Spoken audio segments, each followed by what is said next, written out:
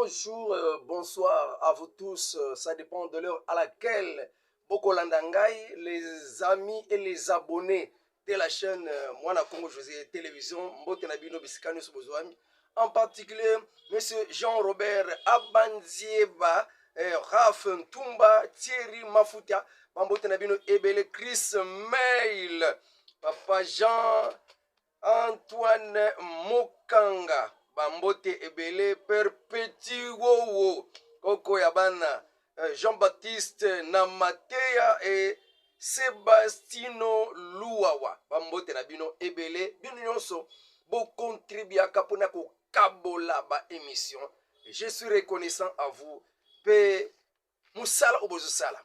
Merci beaucoup, na Mokolelo, toi Ebele à Koloba, mais Toko résumé yango, na moi quelques sujets. Complot sur la RDC, Ouganda na Rwanda, na Réunion. Situation sécuritaire, na Nord Kivu pe na Ituri. Réponse à président chinois, Xi Jinping, et pas à président Félix Tshisekedi. Fin, il y a formation, il y a ba commando, ba parachutiste na Égypte. Balobi nini? Tokobeta masolo ya cambriolage kuna na kati ya bureau ya ministre ya justice. Martin Fayulu alobi nini? Pe Mvonde, Firmin Mvonde, yende procureur général près de la cour de cassation, Mukonzi ba magistrat. Na mafunda ya vice-ministre ya justice, ya pointé du doigt ba magistrat. Alors, yé réponse ni na silkopesa. Tobandi masolo na biso. Mais ndeko nanga abwana hérité kobosa na te ko kabolanga émission Marie-José Mabasi. Na papa Valeur besoke bonheur Gelor. Bobo senate ko kabolanga émission nesika nyonso bine bozali Sebastiao Luawa, Poyo Yampania Sylvain Daniel Kaninda. Bobo senate ko panzela ngai émission afin que Batouba lekana ko s'abonner. Complot ya RDC et ya makasi. Rwanda na Uganda ba armée na bango, ba officier na bango, bazalaki en réunion kuna na mboka ya Uganda. Basanganaki kuna na kati ya mboka ya Uganda, armée rwandaise na armée ugandaise na ville ya Mbaraba. Basiliko yoka na makambo boye. Pe masolo na bango ezalaki depuis le 2 septembre 2024 na le lundi ya avant-hier. Basangisi force na bango pona koyeba ko bundisa, ko neutraliser République démocratique du Congo munguna na bango. Faire une armée efficace pour sécuriser leur état contre leur ennemi, la République démocratique du Congo. Wanande basikamba siliko kanga na kati ya na bango. Nous ne sommes pas amis à Ouganda, nous ne sommes pas amis à Rwanda. Eux-mêmes les ont dit. Na kati ya na bango. Ils l'ont dit et déclaré que bazo sangisa force na bango ya dembo kawana pona ko se protéger contre munguna na bango, la République démocratique du Congo. Dans ce même angle d'idée, kuna na kati ya Masisi de faux wazalendu. Bazoko utiliser ba faux wazalendu pour na quelque bazalendu bazo ndima corruption. Un groupe de faux wazalendu et kambami na général autoproclamé Kingingi, Kigweri, ba faux wazalendu wana bakela ko tumba banda kwa batu ebele, ba boutique batu ebele ko tiango moto kuna na kati ya Masisi. Et ça déplorable na population ya Masisi. Plusieurs maisons et boutiques incendiées par les éléments yaba soi-disant faux wazalendu na Kanira.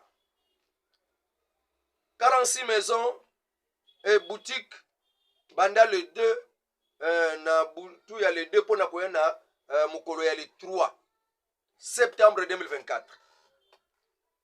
ndena yangwana esili kokoma na journal nini su tokoloba mpona insécurité ya este ya République démocratique du Congo eya na ambassadeur ya Union européenne asilaki koloba ke clé ya délivrance ya solution ya mboka ya République démocratique du Congo mpona kolonga na kati ya dérangement tuerie ba guerre ya este eza kaka na maboko ya ye moko RDC. La clé de la solution du conflit est entre les mains des autorités congolaises et non l'Union européenne. Bisoto Oboa Kelambeba, la communauté internationale, la Union européenne, il y a un ambassadeur à l'Union européenne à l'Ubike, délivrance ya Congo, et Zaka na maboko yaba autorité congolaise. Donc, bandi ma dialogue peut bitumbesili. Parce que si Kosuki sa nani naye, maloba naye, il a souligné que il y a une grande importance et à l'organisation un dialogue constructif et comme ma solution on a possible ça guerre et kondima dialogue wana constructif et zakaka na maboko ya ba autorité ya République démocratique du Congo d'après ambassadeur ya Union européenne Nicolas Berlanga. Bango balingi kaka dialogue pona bango dialogue pona tolo baketo pesa Rwanda 300 km mabele to sala boye bino boya na bino korena mboka alikina Rwanda ekoma langue ekoma national e bando to bando yekola yango na be école ndenge ba zolingela ngo d'après ba arrangement ya Rwanda kina Rwanda ekoma langue peto koma ko yekola ngo na RDC dans les écoles. Nani akuni ba biloko wana? Nani wana nde bango bazolinga biloko wana jamais tokondi bango te dialogue toboyi na biso biloko wana na Ituri ba FARDC baza déterminé pona ko mettre hors d'état de nuire misala ya Codeco FPIC Zaire etc. ba milice nyonso ba kosala mosala ya mabe na kati ya Ituri. FARDC a déterminé pona kotia ye panzi. Et c'est pour cette raison bakendaki na kotia maboko na nganga munene oyo apesaka kisi oyo ya ba Codeco. Extrait moko basali biso epa ya gouverneur militaire pe la presse na ye na kati ya Ituri soki tokoki kolanda nango na bokebi. Habillé en noir, pieds nus, le féticheur et cofondateur de la milice Codeco est désormais entre les mains des forces armées. Licho Kalou Isaka, alias Savant, a été arrêté avec 6 autres miliciens Codeco. C'est ma joie aujourd'hui d'être entre les mains du gouvernement, car en brousse, il n'y a plus la vie. Étant cofondateur de Codeco, je veux que cette guerre finisse et je dois m'associer au gouvernement pour sensibiliser d'autres miliciens à quitter la brousse. Cette arrestation fait suite à une opération musclée menée par les soldats loyalistes à Ouada, l'un des grands bastions de cette milice localisée dans le secteur de Wallen de Piti en territoire d'Indjougou. Kalou, alias Savant, très affaibli, appelle ses frères, encore à brousse, à cesser les violences et se rendre à l'armée. Porte-parole Bassa, vice-porte-parole Ngadja. Porte-parole Bassa, vice-porte-parole Ngadja, tous les commandants et pasteurs Codeco, je suis Kalou, je suis entre les mains du gouvernement. Vous écoutez ma voix, remettez vos armes au gouvernement, nous devons faire la paix. Au gouverneur militaire, lieutenant-général Loboya Kachama Johnny, de saluer le travail abattu par les forces de l'ordre et de défense et les encourage à traquer sans relâche tout milicier hostile au processus de paix à Ituri. Donc nous allons continuer à les poursuivre, ces gens qui créent vraiment le malheur dans nos populations. Il s'y est de rappeler qu'à ce jour, plusieurs leaders de la milice Codeco Ndjougou, FPIC et terroristes ADF en territoire de Houmou sont soit arrêtés, soit neutralisés par l'armée pendant cette période de l'état de siège, a dit lieutenant Gilles Ngongo, porte-parole des opérations militaires en Ituri. Votre armée a fait un travail de titan. moi entre parenthèses conseiller communaux bazalaki na ko réclamer droit na bango lifuti na bango bande kozwa te esika musala mabe batambolaki le 2 septembre 2024 na balabala kino na kati ya prémature pe mama Judith Suminwa andimaki koyeba kopesa bango biyano na préoccupation na bango o bazalaki nango ya liboso basengaki organisation dans un bref délai selon calendrier ya seni pona ba bourgmestre pe ba bourgmestre adjoint ba maire de la ville bazala voter élection wana esalama po bango pe balia ndebiti bazolukelango otango siko ba bourgmestre bako bimale babande ko négocier ale ba nani conseil communaux ale bo voter ngai zwa jeep zwa catch zwa boye eloko bazolukela élection yango wana po ba député provinciaux baliaki po ba voter ba sénateur baliaka bango pe bazala posa ketango bako voter ba bourgmestre balia alors bakesenga élection ya ba bourgmestre na réclamation na bango amélioration ya ba condition de vie na bango yango bazobundana nango pe kofutama na bango nde yango babundani nango bakesa la marche mama Judith Suminwa alobi na ndimi kotala makambo na bino papa Jacques Chabani aiba na ko présenter yango na conseil de ministre oyo ezoya wana marche wana esalamaki lundi de lobby mardi le 3 septembre 2024 nde mama Judith ayambaki bango pe kolendisa bango ke akoti makambo yango tozongi na message ya président chinois epa ya le président Félix Tshisekedi sima ya kotonda ye kotonda Chine ko remercier Chine kotia RDC na sika ya yambo na coopération na kati ya Afrika tolandi nanu remerciement ya président Félix Tshisekedi epa ya président chinois pe tokolanda message ya président ya Chine epa ya président Félix Tshisekedi. Monsieur le Président Xi Jinping, je voudrais très sincèrement vous remercier au nom de la République démocratique du Congo pour le privilège que vous lui réservez d'être en tête évidemment de vos hôtes africains. Depuis notre première rencontre, j'ai eu l'honneur de découvrir en vous un leader visionnaire dont la perspective sur le développement et la gouvernance s'aligne parfaitement avec mes aspirations pour la République démocratique du Congo. Je souhaite réaffirmer l'engagement indéfectible de la République démocratique du Congo envers la politique d'une seule Chine. Message à président Félix Tshisekedi, remerciement. Un mot de remerciement et pas à président ya Chine. Maintenant, le président chinois paie Azuma Loba, au monde n'enga bandaki koloba na langue na bango auto comprendre na ngote.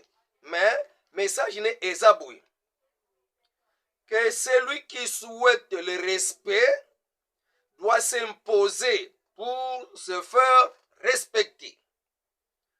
L'accord militaire que mon pays, la Chine, va signer avec vous, la RDC, cette semaine doit remettre chacun de vos ennemis, vous la RDC, à sa place.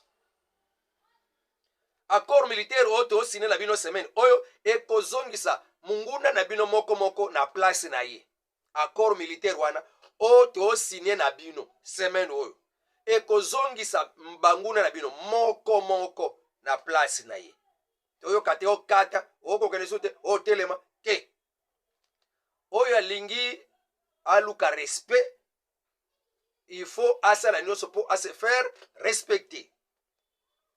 Celui qui souhaite le respect doit s'imposer pour se faire respecter. Wana maloba ya président chinois. Ya lobini ni sus. Total no makamuni so lobby. Mon pays va signer avec vous un accord militaire cette semaine. Alors cela doit remettre vos ennemis chacun à sa place. La Chine était comme votre pays, la RDC. à l'époque. Mais aujourd'hui, c'est tout le monde qui nous respecte à cause de l'adage qui dit celui qui veut la paix prépare la guerre. La division d'un peuple est donner la force à l'adversaire. Nous avions appliqué cette notion de celui qui veut la paix prépare la guerre. Et aujourd'hui, nous sommes plus forts.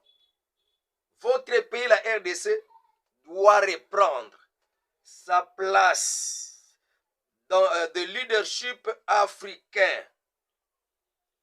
L'accord militaire entre la RDC et la Chine n'exclut pas l'acquisition des avions de guerre et autres armes lourdes. En tout cas, je crois message, Mokonzamboka yoka kiango très bien. Pe biso bana Congo, tozo yokango pe très bien. Bien reçu. Celui qui veut la paix prépare la guerre. Toutes ces manœuvres de dialogue n'est qu'une solution pour l'ennemi Adonda. À dominer l'économie la biso. Est-ce que vous avez aimé le message à président Xi Jinping et à Chine? Hein? Commentaire. Alors, relation RDC-Chine, Bamboka nyoso mibale ba s'accorder na ba arme tactique ya dissuasion. Bayokani, Chine apesa biso ba arme tactique ya dissuasion. Oya ko sakanate, ya précision. Pam pam. Parce que kuna déjà na Rutshuru ba avion ya ba Ugandais et comme ko tambola likolo ya mabele ya Congo likolo ya Rutshuru mboka na bango te pe ba l'aise ko biso ba avion na biso matate et ça là qui m'a entraînement la fois passée na Goma, c'est pour dire qu'il y a quelque chose qui arrive. En bref, l'accord qu'on attendait depuis longtemps c'est maintenant accompli. La RDC a signé l'accord militaire avec la Chine et il n'y avec la Russie. Quand le président Xi Jinping de la Chine a quitté la République démocratique du Congo. Et ça déjà est le malam parce que nous avons côté na BRICS et à Fongwama et Makassi. Et d'ailleurs le président Félix Tshisekedi a fait une déclaration contre les États-Unis. Namboka po namboka ya Taïwan. Oyo Amerika yiba ezaka nango pe eteni ya mabele ya bato ya Chine, Taïwan. Et le président Félix Tshisekedi a lobaki que Taïwan est une terre ya Chine. Koloba déjà bongo, elingo loba déjà que j'ai pris ma part, j'ai pris ma position. Alors, fin ya formation ya ba parachutiste ya ba RDC et salamaki na kati ya Égypte, moko ya ba parachutiste à lobby. Si la médiation que joue Luanda n'aboutisse en rien, alors l'histoire sera écrite autrement. Wana parachutiste mdazoloba. Ce qui m'a capable na Luanda simi la moté. Histoire musu ezokomama. Histoire mususu ezokomama. Kagame alobaka liboso. Ah soki kaka ba meki kaka. Bako histoire mususu ekokomama. Oyo makambo nano etikala kosala mate ya kosala ngoli boso. Bon, biso pe tozokana. Koto kotala soki 3e guerre mondiale e bandaka kotoyo na kati Afrique. Ça dépend.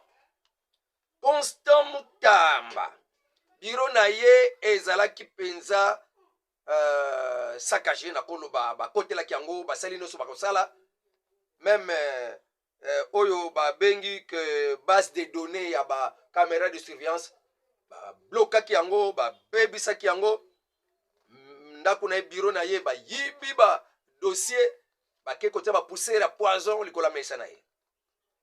Donc yango ba koma ba journal que Konsa Mutamba en danger. Konsa Mutamba en danger. Pona nini banani o ba zana posa na yete. Donc biloko ba zomona naka ke na ngambu vice-ministre de la justice Pambate akende ki ko déclarer ke eza nde bamagistrat bamimiti biloko oyo. Me mpo na rapport ya Ituri ndenge wana kutu déjà tolobelaki yango makambo ya Ituri, on a déjà parlé de ça. Maintenant toke na rapport ya Papa Firmin Mvonde. Papa Firmin Mvonde. Toyebi biso nyonso Papa Firmin Mvonde ye azali donc tokoloba ye mutu akambaka bamagistrat nyonso ya parquet. Yende aza procureur général près la cour de cassation. Nama funda ya vice-ministre ya justice a pointé du doigt ba magistrats qui sont à la base ya makambwana ya esalami na makala. Mutazena makoki ya kokota makala te makala. Ba budina ba onga kamwasha no bali makala. Bokata peli kambo 10 ans mutakota makala bosala ka iloko te asaka kuna. O ba sela que sur peuplement esalama makala ba magistrat. Yo kasko réponse à Papa Firmin Mvonde. D'actualité, monsieur le procureur. Oui. Comment réagissez-vous face à la communication du vice-ministre de la Justice face à l'évasion qu'il y a eu aujourd'hui, accusant le magistrat qui sont à la base de cette évasion? Comment réagissez-vous? Comme je l'ai dit, le magistrat du parquet fait sa mission. Je voudrais vous dire ici que les lois existent pour qu'un magistrat du parquet arrête. La loi prévoit aussi que l'arrestation, c'est l'exception, et la règle, c'est, ou plutôt, la détention, c'est l'exception, et la règle, c'est la liberté. Ce sont des principes universellement connus et constitutionnels que nous défendons. Alors, lorsque vous dites qu'on aurait dit que, monsieur le ministre de la Justice, c'est ça, vice-ministre, hein, oui, rendre les magistrats du parquet responsables, je remets la question au niveau du bureau du Conseil supérieur de la magistrature. N'est-ce pas? Comme je l'ai dit, nous sommes esclaves de la loi, nous suivons ce que la loi édicte. Pour ceux qui ne le savent pas, ça fait plus d'une année qu'une équipe veille à ce que des arrestations, des cas bénins ne se fassent plus.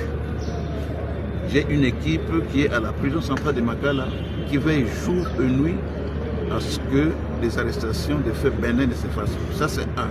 Et de deux, le désengorgement, c'est un souci majeur. De trois, le problème fut posé en son temps au chef de l'État. Le chef de l'État m'a déjà répondu, parce que pour moi, la seule et la dernière thérapeutique par rapport à l'évolution, par rapport à l'augmentation de la population, la seule thérapeutique demeure la construction de nouvelles prisons. Un point, un trait. Là, on est tous d'accord. Qu'on construit de nouvelles prisons par rapport à cette évolution exponentielle de la population de la ville de Kinshasa. Je crois que les problèmes ne se poseraient pas. Je ne dis pas aussi que tout ce qui s'est dit n'est pas tellement correct, mais c'est pourquoi nous veillons à des inspections pour remettre toujours les magistrats dans les rangs. Mais nous veillons à ça. Donc, de manière claire, tirer la conclusion par rapport à ce qui a été dit et par rapport à ce que moi j'ai dit. Moi, je suis esclave de la loi. Un point, un trait.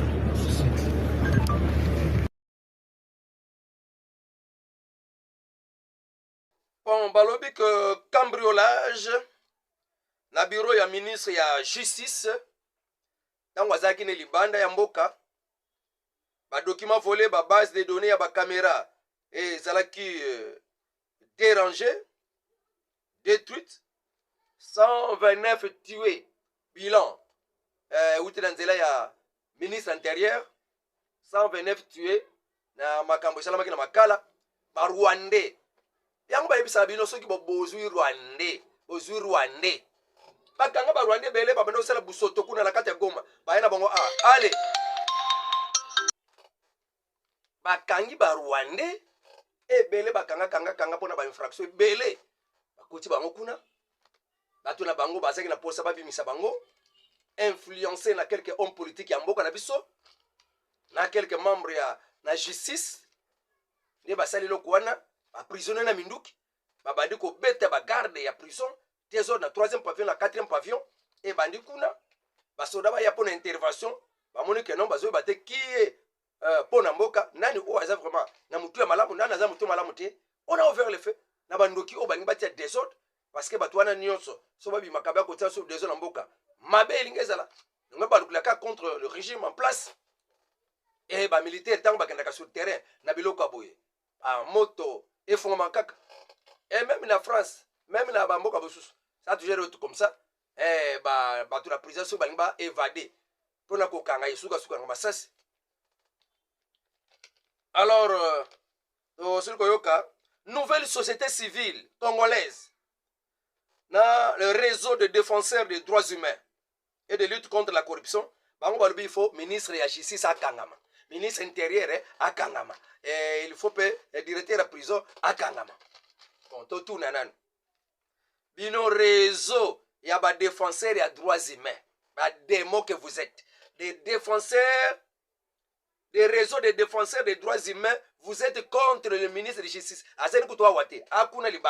Vous voulez saboter ses actions pour créer la bino kwana et vous dites que on arrête le ministre de la justice. Et ça, c'est une manière de se dévoiler. On a une nouvelle société civile congolaise. Nouvelle société civile congolaise. Oh, bakanga Jacques Sabani, bakanga Constant Moutamba, parce que baza ba ministre intérieur mususu aza ministre ya justice pona bango. Donc bamifundi na bango ke ils sont dans la chose. On a bango c'est l'enquête. Union européenne a lobby enquête indépendante. Belgique a lobby enquête indépendante. Parce que bazo talela makambango esike kosukela pona balekela ko juger. Bango bazaka bon air moko pe. Na le bongo te mais air moko pe ko za la pe mona ye moko kaka ba ko tia pression mais ye moko nzoka ibi elokwana. Ils veulent faire pression au gouvernement. On dirait que baïbe le côté. Alors, bah viola qui n'a pas la base qu'on a la prison, bah cause ba militaire abat.